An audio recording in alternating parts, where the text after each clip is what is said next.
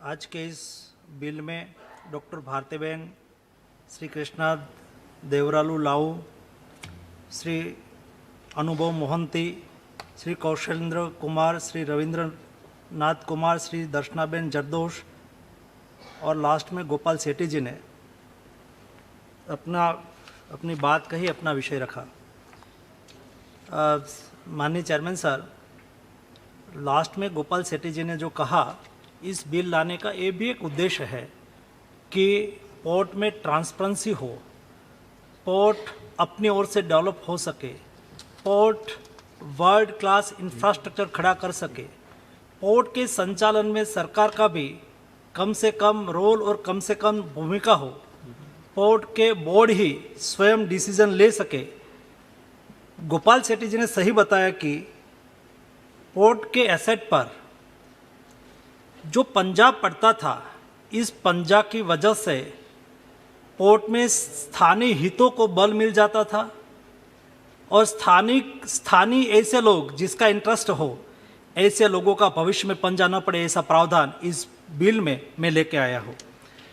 माननीय अध्यक्ष जी, इस बिल में कुल मिला के पोर्ट सेक्टर में समय समय के साथ बदल होना ये आवश्यक है। सभी सेक्टर में बदल हो, समय के साथ नई टेक्नोलॉजी का इम्प्लीमेंटेशन किया जाए, नई सिस्टम का इम्प्लीमेंटेशन किया जाए, क्योंकि देश में 70% cargo by volume by port से ही आता है, 90% 95% बाय वैल्यूज कार्गो भी पोर्ट से ही आता है और पोर्ट डेवलपमेंट का एक द्वार बन सकता है।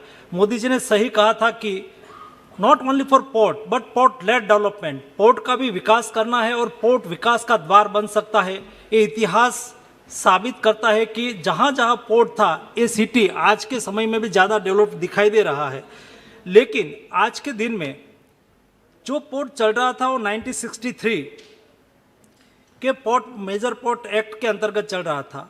वो 50 साल पहले एक्ट बना था, उस समय स्थिति अलग थी। आज के दिन में स्थिति बदली हुई है। उस वक्त लैंडलॉर्ड मॉडल था ही नहीं, पीपीपी मॉडल था ही नहीं, सारा पोर्ट सर्विस मॉडल पर चल रहा था। पोर्ट में भर्ती भी पोर्ट के लोग करते थे, पोर्ट का संचालन भी पोर्ट के लोग ही करते थे, पोर्ट का मैनेजमेंट पोर्ट के लोग ही करते थे, सब चीजें पोर्ट ही करते थे और उसमें ही उसकी सारी शक्ति का व्यय होता था। इसलिए जो डेवलपमेंट की तरफ उसकी दिशा जानी चाहिए वो कम हो गई थी। उसको देखते हुए जब 1995 के बाद पीपीपी मॉडल आया है, पोर्ट में भी मेरे पास 252 कुल मिला के बर्थ है, उसमें से 70 बर्थ ऐसे है जो कोई कैप्टिव बर्थ है, कोई पीपीपी मॉडल पर चल रहा है। ऐसे बर्थ में जब प्राइवेट पार्टनर आते हैं तो टेक्नोलॉजी लेके आते हैं, वो बिजनेस लेके आते हैं, वो सारी व्यवस्था वहाँ खड़ी करता है और वो वहाँ अपना बिजनेस और कारोबार चलाते हैं। जब प्राइवेट प्लेयर आते हैं और उसके साथ कंसेशन एग्रीमेंट होते हैं तो कई वक्त ऐसा भी होता है कि जब पार्टनरशिप में बिजनेस चलता है तो डिस्प्यूट भी खड़ा हो जाता है। डिस्प्यूट डिसॉल्व करने की व्यवस्था इस बिल में नहीं थी।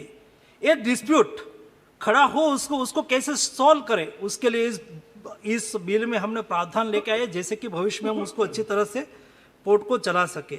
और दूसरा साहब, हर पोर्ट में पोर्ट के पास लैंड भी है, पोर्ट का उपयोग डेवलपमेंट के लिए हो सकता है, पोर्ट लेड इंडस्ट्रियलाइजेशन हो सकता है, उसके लिए पोर्ट का उपयोग करना आवश्यक होता है। फॉर एग्जाम्पल के तौर पे मैं सर बताऊं, आज अफ्रीका से लकड़ी आती है, 70% लकड़ी वो कंडला पोर्ट पर आती है और जब चाइना में वही अफ्रीका से लकड़ी जाती है और चाइना में लकड़ी से फर्नीचर बनता है और ये फर्नीचर सारी दुनिया फर्नीचर खरीदने के लिए चाइना जाती है। क्या हम हमारे देश में फर्नीचर पार्क नहीं बना सकते? यही रूट है कंडला पोर्ट, वहाँ के लोग ट्रेडिशनली वुड्स इंडस्ट्रीज के साथ जुड़े हुए हैं। ऐसे मेरे 12 मेजर पोर्ट पर, सभी मेजर पोर्ट पर एक एक इंडस्ट्रियल डेवलपमेंट करके 1 पोर्ट 1 इंडस्ट्रीज के आधार पर उसको डेवलप कैसे कर सके। तो जब ऐसा करना है तब उसके लिए कुछ स्वायत्तता उसके पास होनी चाहिए। आज मेजर पोर्ट के साथ साथ प्राइवेट पोर्ट भी आ गए हैं, नॉन मेजर पोर्ट भी है और उसके बीच में कंपटीशन भी होती है, तो उसको हेल्दी कंपटीशन करने का अवकाश होना चाहिए। कई चीज ऐसी है जब कोई पोर्ट को डिसीजन लेना है, बगल में कोई दूसरा पोर्ट है, उन्होंने टैरिफ कम कर दिया, सरकारी पोर्ट पर टैरिफ ज्यादा है, तो ऐसी स्थिति में उसको परमिशन लेने के लिए सरकार तक आना पड़ता है। कहीं कोई स्वयं डिसीजन लेना है, टैरिफ कम करना है, तो टैरिफ वो कम नहीं कर सकते थे। ये बिल के माध्यम से हम बोर्ड को स्वायत्ता देना चाहते हैं, वो भी कॉम्पीट करे, वो भी डिसीजन ले और वो डिसीजन के आधार पर वो ही आगे बढ़ सके। इस स्थिति का निर्माण इस बोर्ड के माध्यम से हम करने जा रहे हैं। माननीय अध्यक्ष महोदय, जब मैं बिल पार्लियामेंट में लोकसभा में इंट्रोड्यूस कर रहा था, तब आज अभी प्रतिपक्ष के लोग यहाँ नहीं हैं, लेकिन उन्होंने एक चिंता जताई थी। मैं एक फ्लोर पर एक क्लैरिफिकेशन कर देना चाहता हूँ कि ये पोर्ट में आज 1,12,000 पेंशनर हैं और पोर्ट में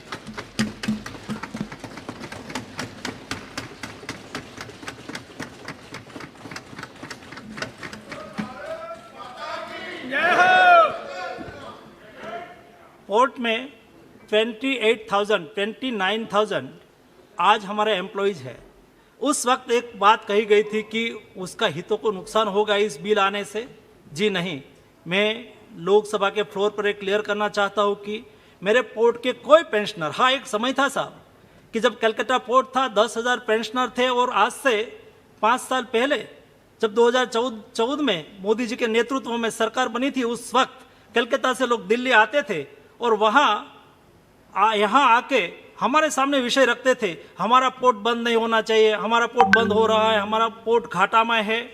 लेकिन 5 साल में पोर्ट सेक्टर में जो काम किया गया है, आज कलकत्ता पोर्ट घाटा में नहीं है, प्रॉफिट में है।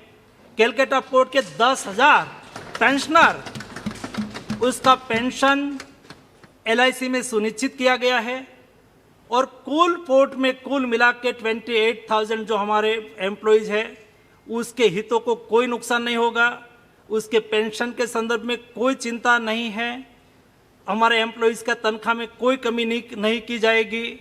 सभी का हितों को ध्यान में रखते हुए पोर्ट को स्वायत्ता देके पोर्ट कॉम्पिटिटिव बने, इसके लिए मैं बिल लेके आया हूँ। मैं अपेक्षा करता हूँ कि सदन उसको पारित करे।